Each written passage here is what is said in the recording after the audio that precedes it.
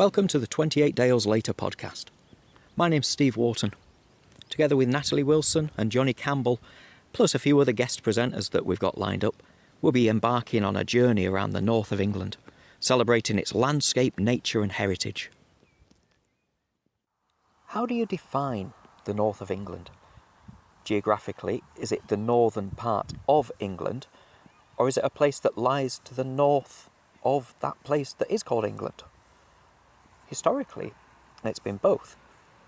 I'm at Bradford Town Hall, looking up at statues of monarchs from William the Conqueror to Queen Victoria, all standing between the second floor windows surveying Centenary Square, not far from the IMAX and Alhambra Theatre. But even these kings and queens, famous or fading into obscurity, don't answer our question. For that we need to delve further back in time and take a trip further north. Whilst we travel up there, here's a quick history lesson.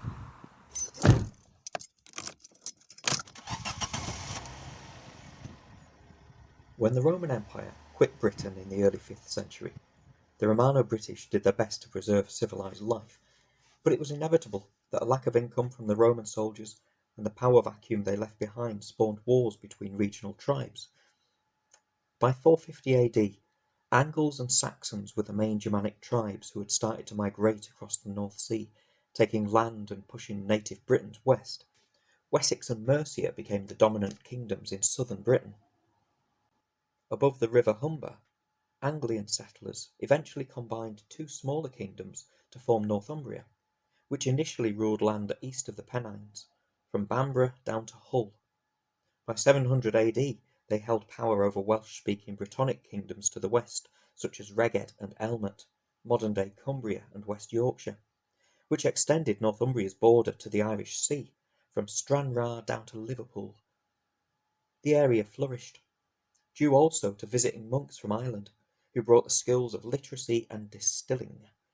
But no one was prepared for the next wave of invaders, who first attacked Lindisfarne in 793 AD.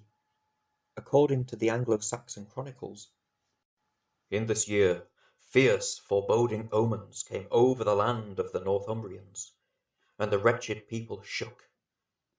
There were excessive whirlwinds, lightning, and fiery dragons were seen flying in the sky. These signs were followed by a great famine, and a little after those, the ravaging of wretched heathen men destroyed God's church at Lindisfarne." The Vikings had landed. 60 years later, those small raiding parties formed into the Great Heathen Army, land-hungry Danes intent on conquering the Anglo-Saxon kingdoms. When only Wessex remained, Alfred the Great brokered a peace which led to the majority of the north coming under control of the Danish. Norse-Irish settlers, freshly booted out of Dublin, settled in the northwest, and the Scandinavian legacy is plain to see and hear in our everyday language.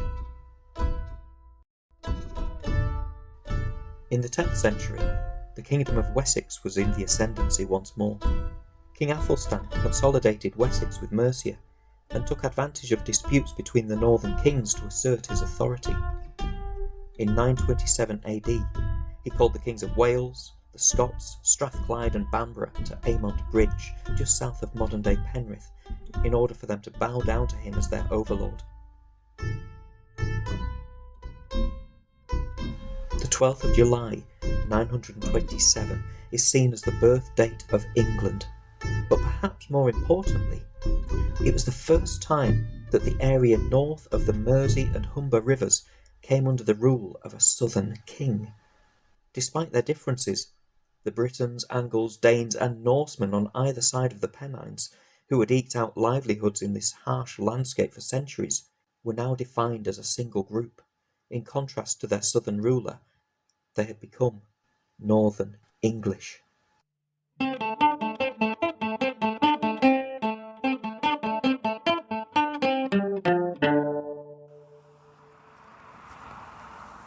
I've just parked up at the lay-by in Aymont Bridge opposite King Arthur's Round Table.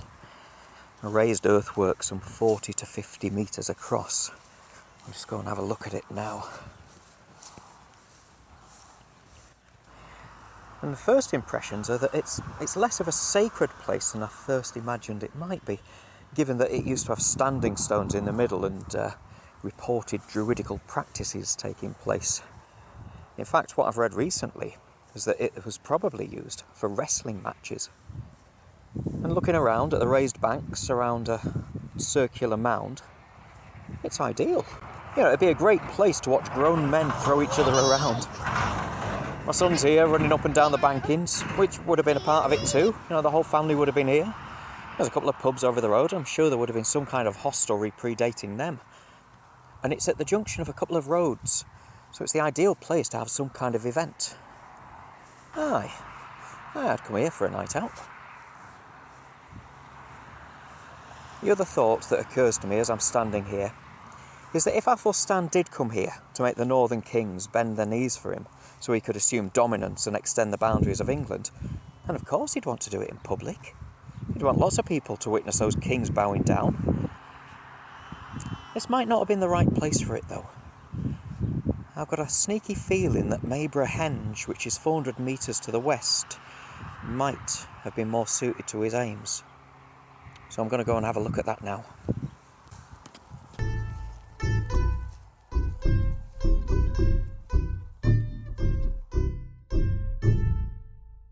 I've just got to Mabrehenge, just on the outskirts of it, through the gate past where all the lazy cows were gathered earlier. It put me off coming in, and not very far from the M6, like literally just a few dozen metres away from the southbound carriageway. So I'm going up the banking, and there's big gashes in the side of the banking. I can see lots of stones, like roundish, about 5 to 6 inches across each of them. Apparently these were taken from the river. And up onto the top. Oh yes. Oh, this is impressive. So I'm looking at a raised circular banking around a central amphitheatre, and there's trees growing on the edges of the banking now. It's probably about 400 metres across. Slap bang in the middle is a big stone. Must be about 10 foot high, and I'd say, I don't know, it's got a fair girth to it. Oh yeah, if you were coming here and you wanted to find the local Wembley of the region, then this is it. Imagine Athelstan making all of them kings bow down to him here, and it'd be a fair event. I only found out about this place when I started researching this episode, and I'm glad I did. So, put that in your notepads. Mabrehenge, Amont Bridge, just south of Penrith. Well worth a visit.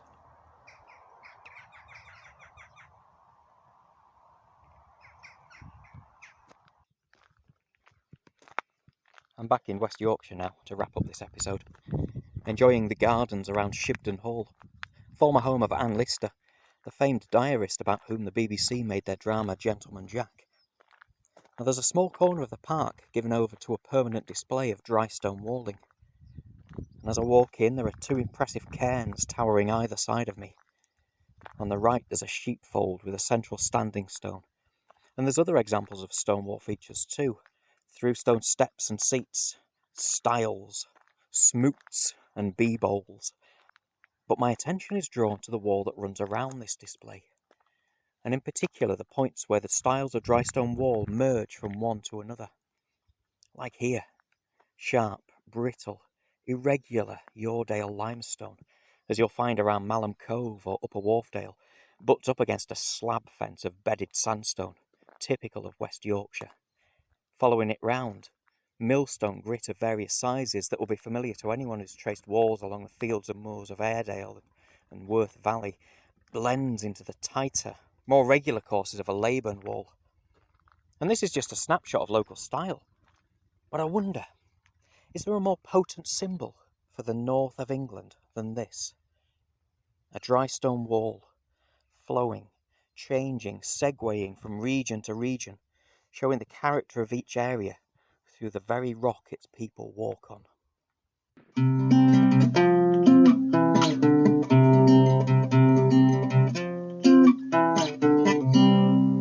Thank you for listening to the 28 Days Later podcast. You can also find our blogs and photographs on Facebook. Go to facebook.com/28 Days Later.